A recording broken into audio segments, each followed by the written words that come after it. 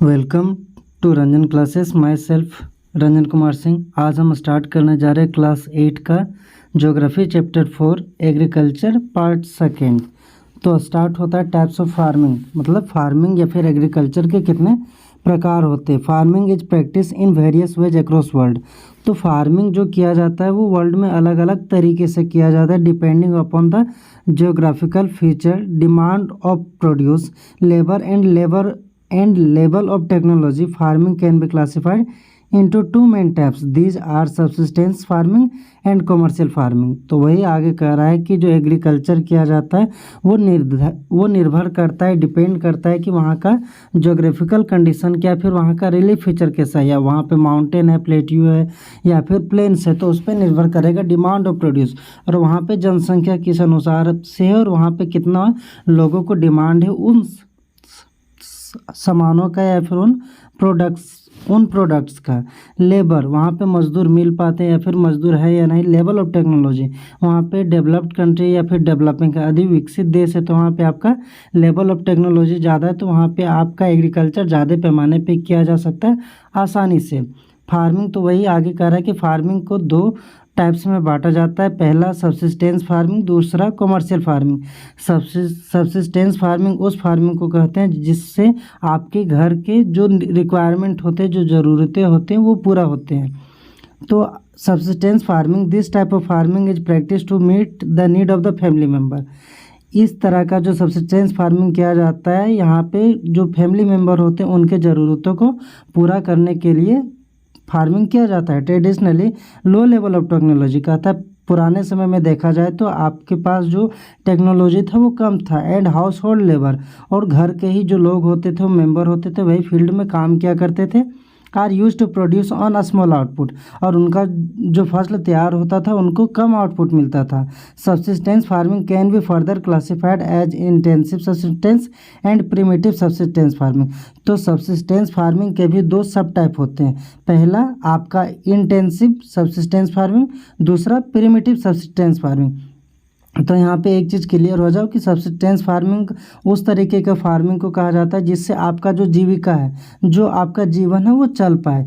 यहाँ पे लोग जो प्रोडक्शन करते हैं क्रॉप्स का या फिर वेजिटेबल्स या फिर जो भी एग्रीकल्चर प्रोडक्ट है, तो वो अपने घर के ज़रूरत के नीड को पूरा करने के लिए फार्मिंग करते हैं।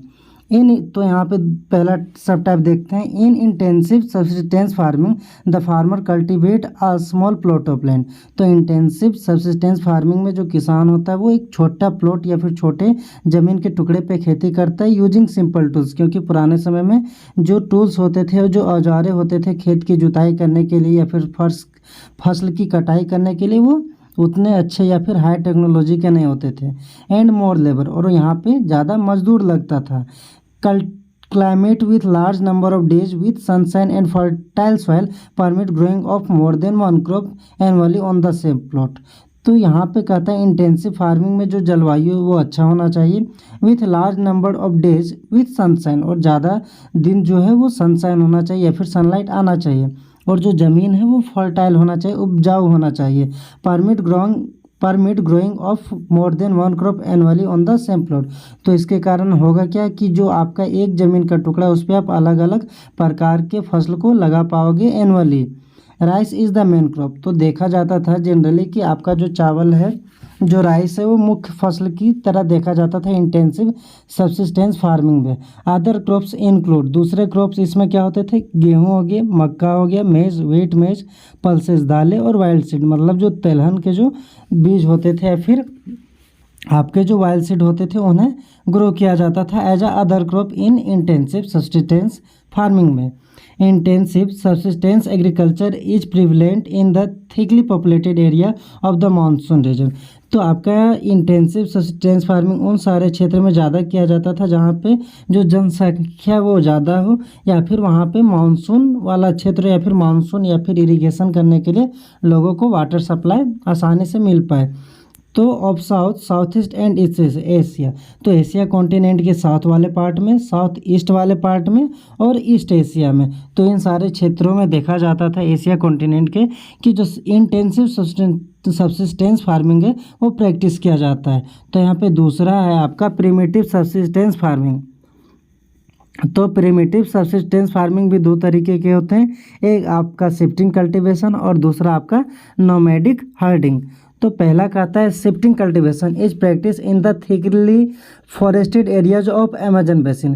कहता है जो अमेजन रिवर है उसके किनारे आपको देखने को मिलता था आपका जो शिफ्टिंग कल्टीवेशन है। शिफ्टिंग कल्टीवेशन होता वैसा तो कुछ नहीं, ये सिंपल वर्ड में है कि एक ज़मीन का जो टुकड़ा उस पर अधिक जो पेड़ पौधे जो वेजिटेशन है उसको उसकी कटाई की जाती है और उसको जला के जो राख बचता है, जो एस बचता है, उसे मिट्टी में मिला दिया जाता है जिससे फर्टिलिटी ज़मीन का बना रहे या फिर फर्टिलिटी बढ़ सके और वहाँ पे फसल लगाया जाता है। और जब उस ज़मीन का फर्टिलिटी या फिर जो आपका फर्टिलिटी होना चाहिए वो अधिक घट जाता है तो लोग उस जगह को छोड़ के दूसरे जगह चले जाते हैं और दूसरे जगह फिर से पेड़ों की कटाई करते हैं और वहाँ पे पेड़ों को जला के एस को फिर से मिट्टी में मिलाया जाता है और फसल लगाया जाता है। तो उसी तरीके से शिफ्टिंग कल्टीवेशन किया जाता है। तो shifting cultivation is in the thickly forested area of Amazon basin. कहता है अमेजन रिवर या फिर अमेजन वाला जो क्षेत्र है वहाँ पे आपका शिफ्टिंग कल्टीवेशन ज़्यादा पैमाने पे किया जाएगा। Tropical area Africa. कहता है जो ट्रॉपिकल क्षेत्र में जो अफ्रीका वाला कॉन्टिनेंट उन सारे क्षेत्र में part of south east Asia, Asia के साउथ ईस्ट वाले पार्ट में एंड नॉर्थ ईस्ट इंडिया। कहता है जो आपका मणिपुर मिजोरम ये वाले पार्ट में आपके शिफ्टिंग कल्टीवेशन किया जाता था क्योंकि आपका जो नॉर्थ ईस्ट वाला एशिया है भारत का वहाँ पे आपका ज़्यादा वेजिटेशन देखने को मिलता था या फिर पेड़ पौधे ज़्यादा थे, उसके कारण आपका शिफ्टिंग कल्टीवेशन ज़्यादा प्रैक्टिस नॉर्थ ईस्ट वाले पार्ट में इंडिया के किया जाता है। These are the areas of heavy rainfall. यहाँ पे ज़्यादा वर्षा होता है, ज़्यादा रेनफॉल होता है and quick regeneration of vegetation. और यदि आप इन वाले क्षेत्र पे यदि आप पेड़ों की कटाई कर भी देते हो तो आपका जो पेड़ पौधा है वो दोबारा रीजेनरेट होगा या फिर दोबारा बढ़ जाएगा क्योंकि यहाँ पे हेवी रेनफॉल होता है। A plot of land is cleared by following the trees. कहता है जो ज़मीन का टुकड़ा है उसे क्लियर किया जाता है बाय फॉलिंग ऑफ ट्रीज, मतलब पेड़ की कटाई करके एंड बर्निंग देम, और उसे जला दिया जाता है। The ashes are then mixed with the soil and crops like maize yam potatoes cassava are grown. तो यहाँ पे अलग अलग तरह के जब पेड़ों के काट को उसे जला दिया जाता है तो उसके राख को मिट्टी में मिला दिया जाता है ड्रिलिंग के द्वारा या फिर खेतों की जुताई करने के समय। The ashes are then mixed with the soil and crops like maize yam potatoes and cassava are grown. तो अलग अलग तरह के आपके जो फसल होते हैं वो लगाए जाते हैं या फिर अलग अलग तरह के आपके agriculture product. After the soil losses it fertility. जब आपका जो मिट्टी है जो सॉइल है यदि वो अपने फर्टिलिटी को खोते जाता है, the land is abundant and the cultivator move to new plot. तो यदि आपका जो लैंड है फर्टिलिटी खो दे रहा है तो जो कल्टिवेटर है जो उस खेत पे या फिर उस फील्ड पे काम कर रहा है उस फील्ड को छोड़ देगा और दूसरे जगह मूव कर जाएगा या फिर दूसरे प्लॉट को वो देखेगा जहाँ पे वो फिर से सेफ्टी कल्टीवेशन कर सके। तो shifting cultivation is also known as slash and burn agriculture. तो शिफ्टिंग कल्टीवेशन का दूसरा नाम होता है स्लैश एंड बर्न एग्रीकल्चर, मतलब आप उसको काट देते हो और जला के आप उस पर खेती करते हो। तो do you know shifting cultivation is known by different names in different part of the world. जो शिफ्टिंग कल्टीवेशन होता है उसे विश्व के अलग अलग क्षेत्र में अलग अलग पार्ट में अलग अलग नामों से जाना जाता है। जैसे आपके नॉर्थ ईस्ट इंडिया वाला जो पार्ट है वहाँ पे शिफ्टिंग कल्टीवेशन को जूमिंग कहा जाता है। आपका जो मेक्सिको वाला पार्ट है मेक्सिको वाले पार्ट में मिल्पा कहा जाता है।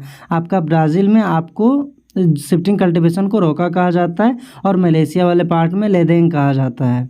तो यहाँ पे कहता है दूसरा आपका प्रिमिटिव सब्सिस्टेंस फार्मिंग का दूसरा सब टाइप ये कहता है nomadic herding is practice in the semi arid and arid region of Sahara central Asia and some part of India. आपका नोमैडिक हर्डिंग उन सारे क्षेत्रों में ज़्यादा देखने को मिलता है जहाँ पे जो आपका रीजन है जो क्षेत्र है वो सूखा या फिर अर्ध सूखा, मतलब सेमी एरिड हो या फिर एरिड रीजन हो या फिर आपके वाटर स्कार्सिटी को ज़्यादा मुख्यतः देखा जाता है। तो सेंट्रल एशिया में भी प्रैक्टिस किया जाता है और कुछ पार्ट जो इंडिया का जैसे आपका राजस्थान वाला पार्ट हो गया तो राजस्थान वाले पार्ट में ज़्यादा होता है और आपके जम्मू कश्मीर वाले पार्ट में भी होता है। Rajasthan and Jammu Kashmir in this type of farming herdsmen कहता है इस तरह के फार्मिंग में जो चरवाहे होते हैं जो हर्ट्समैन होते हैं move from one place to another, एक जगह से दूसरे जगह वो मूव करते हैं with their animals with fodder and water. तो अपने एनिमल्स के साथ वो एक प्लेस से दूसरे जगह मूव करते, किस चीज़ के तलाश में, वो फूडर जानवरों के चारे के तलाश में और पानी के तलाश में, एलोंग डिफाइंड रूट। लेकिन उनका जो रास्ता होता है डिफाइंड होता है, ऐसा ना हो कि किसी जगह पे चले जाए और वो फिर अपने घर वापस ही ना हो, नहीं, उनका जो रास्ता होता है, जो रूट होता है वो डिफाइंड होता है, जिस रास्ते से वो जाते हैं उसी रास्ते से वो फिर वापस भी आ जाते हैं। This type of movement arouse in response to climatic contest and terrain.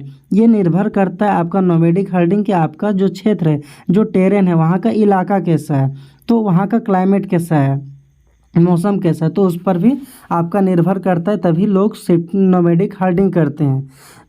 This type of movement arises in response to climate contrast and terrain. Sheep camel, तो यहाँ पे भेड़े, ऊँटे, yak and goats are mostly commonly rare.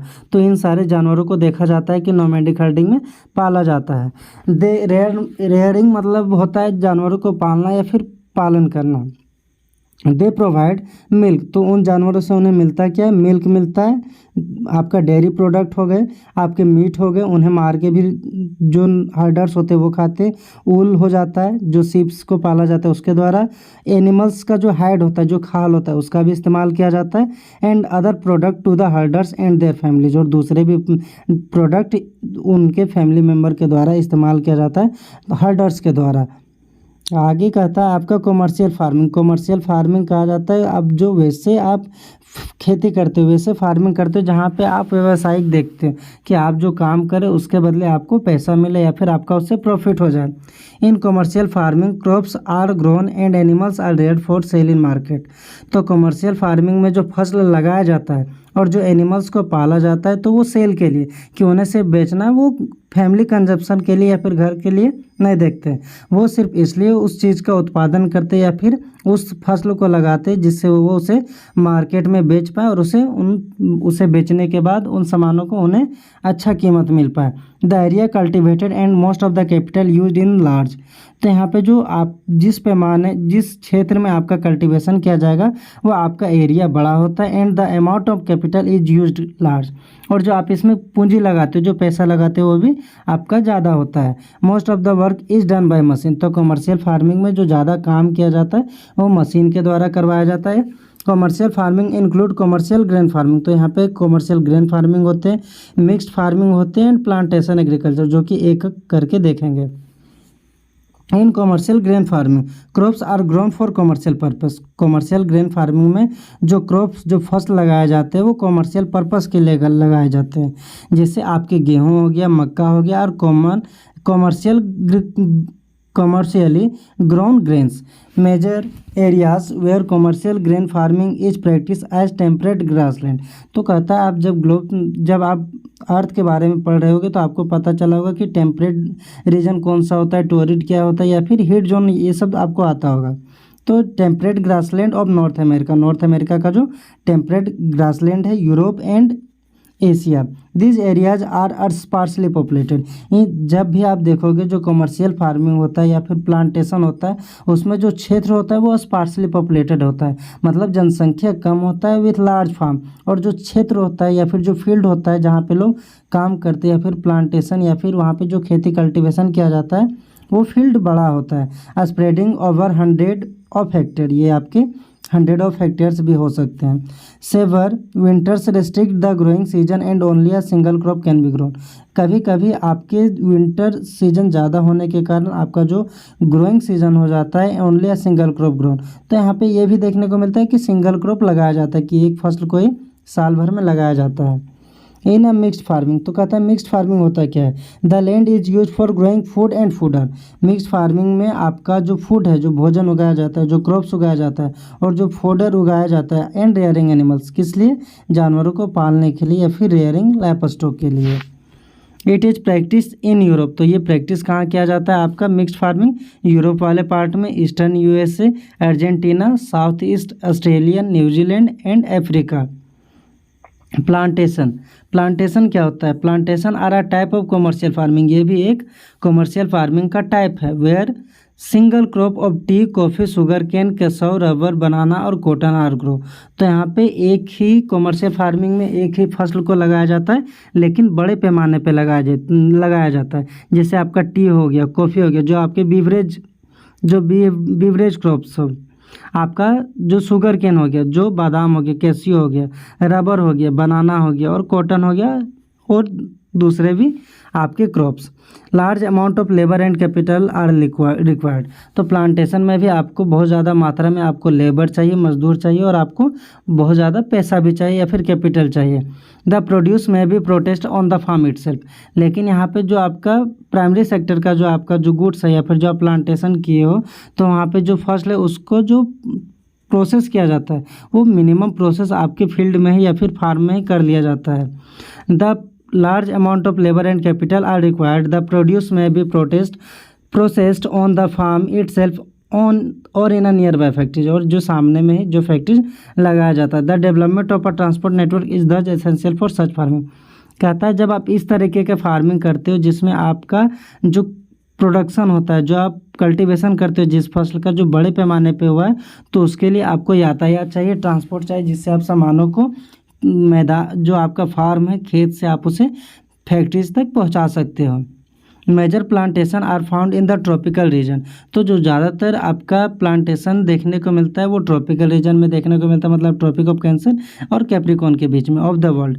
Rubber in Malaysia, coffee in Brazil, tea in India, India वाले part में जो tea है वो किया जाता है, and Sri Lanka are some example. ये कुछ एग्जाम्पल है फसलों के या फिर क्रॉप्स का जो प्लांटेशन किया जाता है। तो इसका आगे जो बचा हुआ है उसको आगे पार्ट में कंप्लीट करेंगे।